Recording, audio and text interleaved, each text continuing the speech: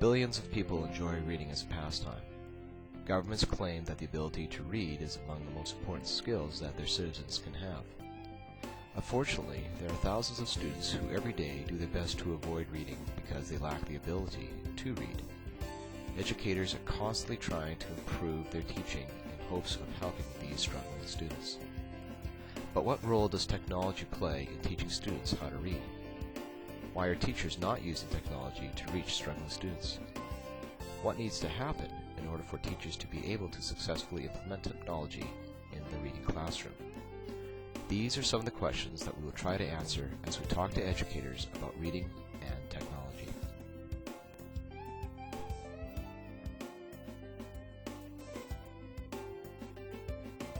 I don't think technology is integrated into my curriculum because of many reasons. Working with a younger class right now where the grade 6s are actually filming the grade 3 students reading some of their written work, and they go through the different stages of writing, building into an excellence of writing, and this allows the teacher an opportunity to see the students in their first areas of writing and building up all the way to hopefully by the end of the term into a mastery of their grade level. In my reading curriculum, there's not a lot of technology being used. Reading a passage and answering questions, and they get automatic feedback. Well, I would definitely say that technology is not integrated into my reading curriculum at the moment. In kindergarten, I really don't have any technology that I use for reading. But in the library, we also have a program that we've purchased called Accelerated Reader, and about 1,000 of our books are tagged and identified for students to read the book and then take a quiz to give a snapshot of their comprehension. And the quiz is on the computer. At present, I don't use technology in my reading program. This year is the first year that I've tried to integrate technology into my reading curriculum through my lit circles. I posed a question on setting for the kids on first class, and they were to answer the question and then build on each other's answers. Currently, it is not.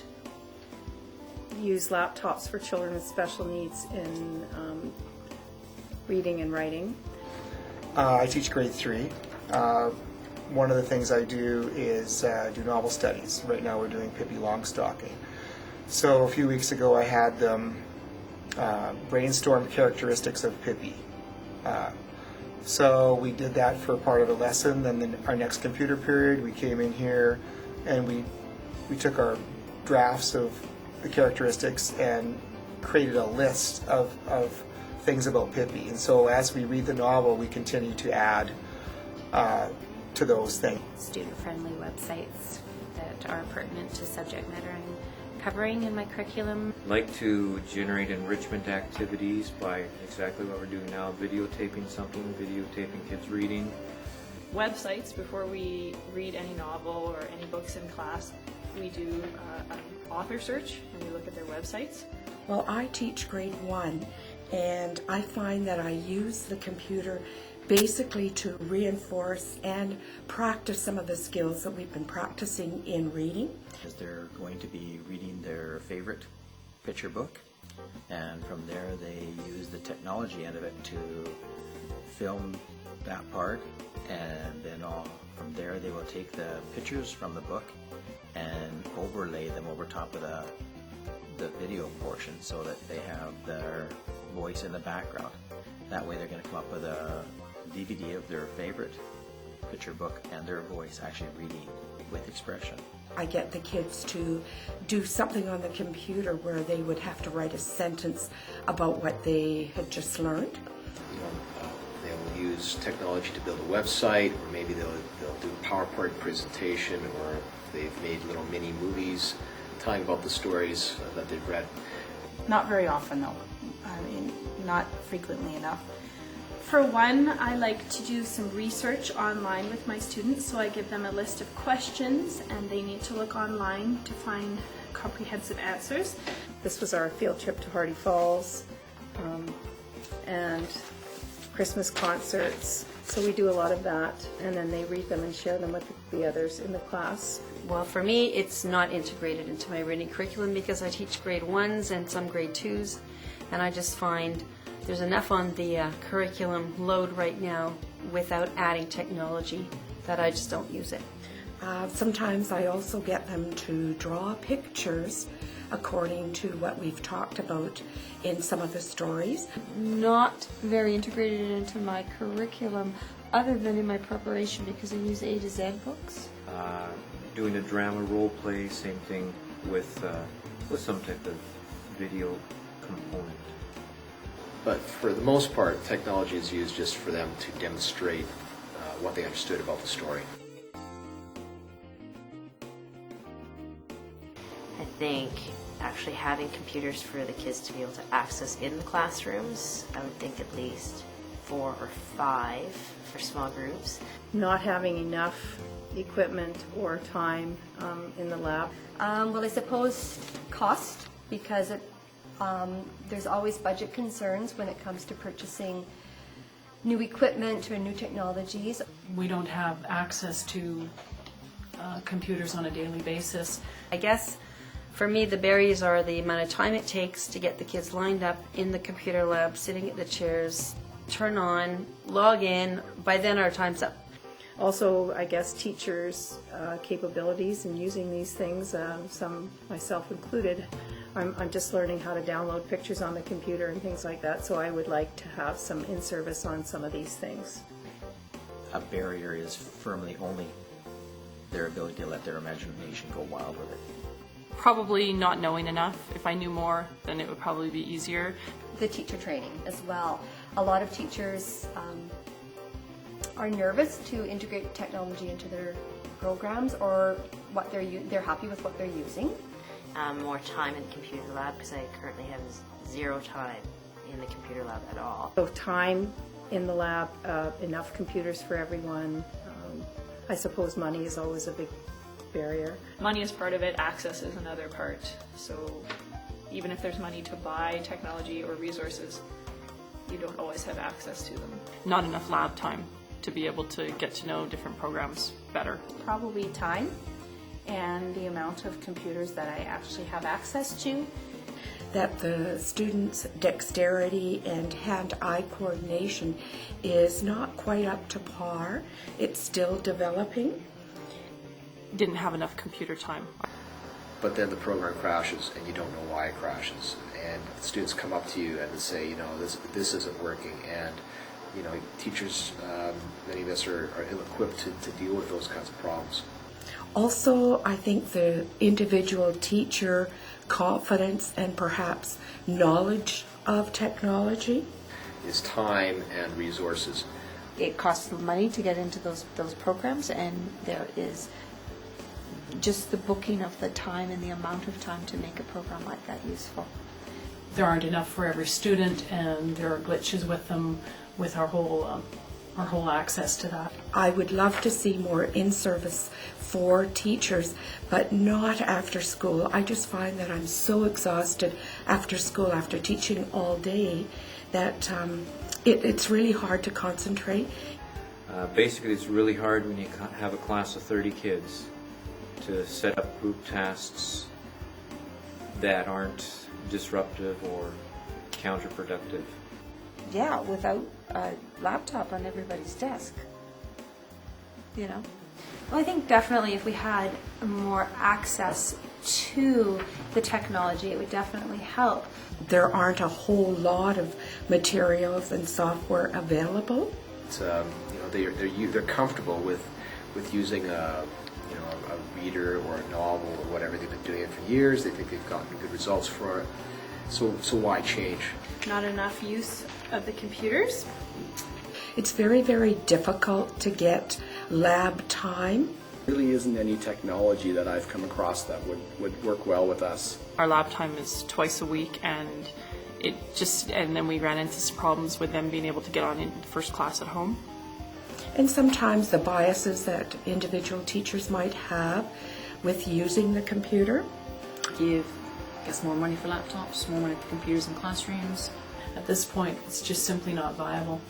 Also, I find the availability of financial funds to perhaps buy more software, or even to have more in-services during class time instead of always after school. Having the equipment that's user-friendly often creates more problems than, unfortunately, you can get out of the situation. So I really don't know if I would do that again because it was really frustrating. Money, having administration that is focused on these projects. I guess if we had enough resources that we could provide students with more time with the technology, that would be great. I suppose through increased teacher training and a school making this a goal. I really can't see, unless we have less things in our curriculum load, that it can be addressed, for me at least. I think once a person becomes comfortable with technology, they will lose any fear of using it in any given area of the curriculum. I guess more in-services and teaching teachers more. It's hard when you aren't able to get the same programs at home as you get in school, because the amount of time that you spend in school is limited to other things. Having workshops that will help their teachers utilize the technology more effectively. More funding. Earlier teaching of computer skills. Purchase more relevant software. Money. And if we do feel that it is important, then we're going to need to make some changes to get more access. Well, definitely with more training for teachers. We have to watch where our budget is being spent, that it's being spent wisely, so that we have an effective way of measuring whether or not the reading of those students is actually improving the way we hope it would. Provide in-service for teachers during class time and not after school. Money has to be spent. It would be nice to get some more money from the government to buy a computer for every child in our school. More money, more time, more education for the teachers and for the students themselves. Having one teacher who has sole responsibility of technology. You know, it's really handy to have a high-tech educated person on staff. Where do we find the money to integrate this type of technology into the school? Kids need access to the technology. Teachers need access to time to plan and prepare. And we need access to technical support for when things break down. Just get your feet wet and jump right in with both feet and give it a try. Yes, I think technology has a place in the elementary school classroom. It allows a certain interactiveness that you don't necessarily get with pen and paper. It's a great way to motivate reluctant learners. Visual, tactile, auditory learners are being stimulated. I think it can be very motivating for students who are weak readers. At this point, I can't see the value of using technology in reading for me and my kids. Absolutely. I can think of a lot of ways that I would love to use technology in reading. I just currently can't. It's a different way of representing different knowledge or viewing it. I think that having these younger students see themselves reading and actually hearing what they're saying will help them eventually be able to again loosen up in the way they are reading. And not only that, but the ability to see the words, to see what's being done is going to be a great value to them. Absolutely. I think that some technology can teach reading and help to do some instruction where I can't even meet their needs, and maybe it provides more differentiated instruction too, where it can meet them at their level with certain reading programs. I think that there's students that struggle doing traditional homework and assignments, yet you put them in front of a computer and they excel. It gives kids a chance to get knowledge in a different way, there's just so much information out there that is student-friendly. It's a fantastic opportunity for them to realize what is out there as well. In some ways, the use of technology can make reading as such more appealing to non-readers. It's nice because sometimes the teacher can't always be beside that one student at all times, helping them read every single word. It's very motivating for students. It just reaches out to a whole lot of kids that we may not normally reach out to with just pen and paper and books. There's all kinds of wonderful reading resources online that I would like to delve into with my students. They get automatic feedback. This is a technological age, and students need to have that media literacy. Technology in reading is absolutely fantastic. There are a lot of programs out there that help to increase reading. I see it being used in special education or in learning assistance, and I feel like that technology would benefit all of the students, and yet it's sort of restricted. There's restricted access there. So It's just one more way you might be able to reach a child or make a connection in the brain that's going to make the difference of that kid understanding it or not understanding it. It really pertains to multiple intelligence theories. Kids learn in lots of different ways, whether it's visual, whether it's auditory. And often teachers don't have the time to get around to every child, but they can be more focused and on task if they are, say, at a computer doing a program or listening to a tape with a listening post or anything like that. They'll put in so much more effort into doing a project that's based on technology than they will with just a pencil and paper kind of project. yes, I do see value in using technology, and I would definitely like to see more of it in my classroom.